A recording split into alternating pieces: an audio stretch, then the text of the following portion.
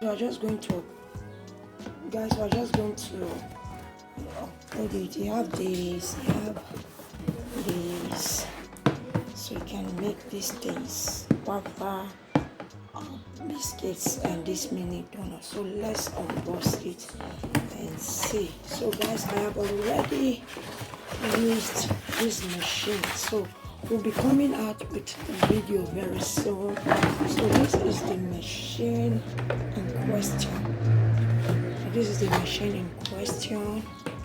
So I'll be uploading more videos.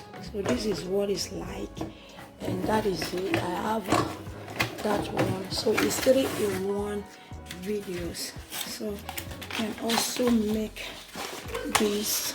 You can use this. You can use this. This is the mini donut. Like this one is for the biscuits. So this is it, guys. Comfortably and amazing. So it's 3-in-1. You can use it to do it. I hope you enjoy this video. So easy. If you want to get rid of it, you just click and see it's out already. You can fix the other one. So also with the up. So it's like that. You can fix it like this as well, and this one as well. So nice. Thank you for watching.